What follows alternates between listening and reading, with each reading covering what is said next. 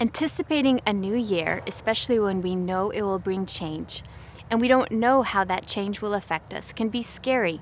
Sometimes it can make us freeze, or we can be overwhelmed with emotions, or become numb and withdrawn. Sometimes we can face disappointment and even want to give up. But I want this video to encourage you not to give up in whatever season you are in and whatever you are facing in 2025. I remember in 2024 when I faced a disappointment at the beginning of the year. My husband and I were getting ready to go to a trip to Iraq, and as we were on our way to the airport, we found out the bad news that he can fly and I have problems with my passport. I need it reissued, and I had to turn around and go back home. At first, when I heard this bad news, I was really disappointed, but then the next thought that came to me was, well, then it's meant to be. And I just went back home disappointed. The next day, as I was thinking about the whole situation, feeling still disappointed, I thought, well, maybe I gave up too soon.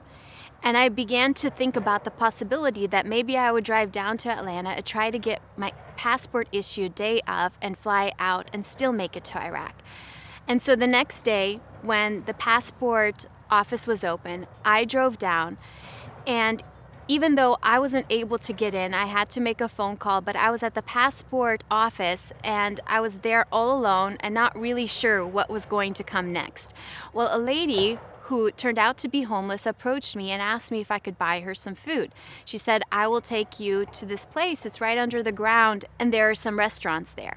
So not really sure if I should go with her or not, I just ended up following her, and she took me to a place that was like a mall underground, and it was a safe place that I could wait and sit until I heard back from the passport office.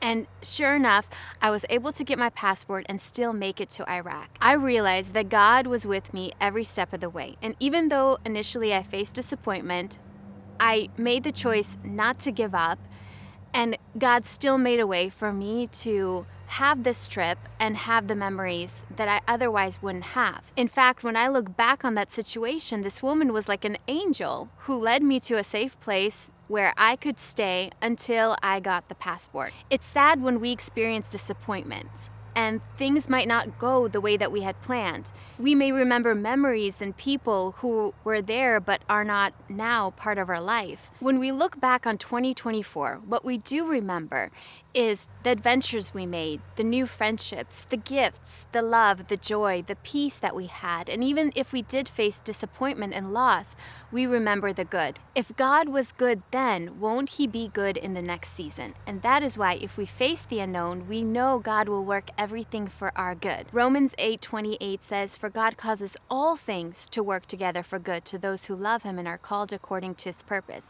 It doesn't mean that everything that we will face will be good, but He promises that He will work everything for our good. And that is why we should embrace 2025 with great anticipation for all the good that God will do in our lives to grow us and to build us up, and all the new memories that we will make. God holds everything in His sovereign hands, and He will not allow anything into our life that He ultimately won't turn around and use for good. That's why we shouldn't be afraid of what's going to come next and of the unexpected. Because if God has been good then, won't He be good in the next season? What is important is that we stay connected to the source and walk closely with Him in every step. And I want this video to encourage you to enter into 2025 with the anticipation for good.